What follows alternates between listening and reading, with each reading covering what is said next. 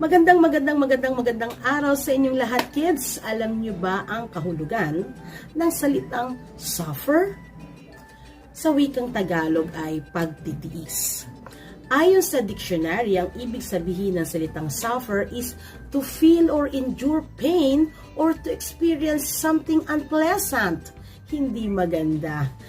Kids, ang ibig sabihin pala ay makaramdam ng sakit o hindi magagandang karanasan. At sino ang naalala nyo talagang nagtiis? May kilala ba kayo na talagang nagtiis sila? Nahirapan? 'Di ba? Yes, pwedeng ang tinutukoy nyo ay sila mommy or si daddy. Nagtitiis sila. Yung mga taong hanggang ngayon ay nagsisilbing frontliners, 'di ba? Nagtitiis sila. Marami pa. Pero sino ang pinakahigit na nagtiis? Naalala niyo ba? Tama, si Jesus. Naalala niyo ba yung ginawa ni Jesus para sa atin? Tiniis ni Jesus ang pagtawanan ng mga tao. Tiniis ni Jesus yung pananakit ng mga tao.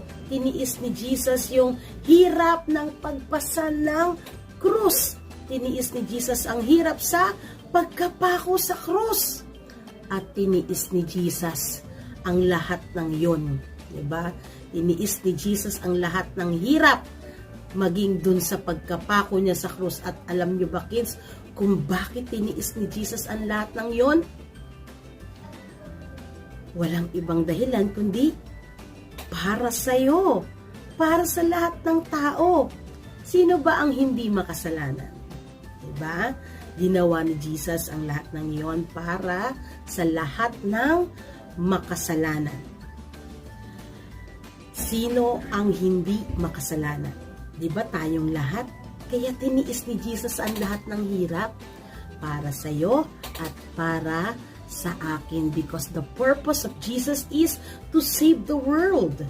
Jesus wants us to save from all our sins. God is so good. And God is so great. Now, kids, look at the mirror. Tingin kayo sa salamin. Kung may mga salamin kayo dyan, tingnan nyo ang sarili nyo sa salamin. Sino ang nakikita nyo? Tama, walang iba kundi ang inyong sarili. Diba? At hindi ang sino man. Ibig sabihin, kids, ang nakikita mo sa salamin ay ang iyong sarili na iniligtas ni Jesus sa krus. And that is the reflection of the love of Jesus. O, di ba ang ganda? Every time na makikita mo ang sarili mo sa salamin, ay nagre-reflect ito ng pag-ibig ni Jesus para sa'yo. Again, kids, have faith in God. No? Manalig tayo kay Jesus and live your faith in God. Dapat daw isa pamuhay natin and let the people see the reflection of your faith. What is the reflection of our faith? 1, live in love of Jesus. Diba? Live in the love of Jesus. Again, live in the love of Jesus. And number 2, show others the love of Jesus. Diba? Hindi lang natin isinasapamuhay o ginagawa, nararamdaman ang pag-ibig ni Jesus, kundi ipinapakita natin sa ibang tao. Kapag nagawa natin ito, kids, ikaw ay magiging reflection ni Jesus. Ang ganda.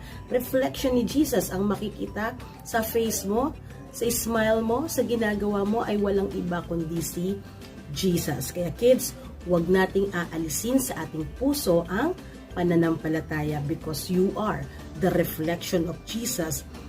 And all the people will see the reflection of the faith on you as you live in the love of Jesus and show others the love of Jesus. Amen.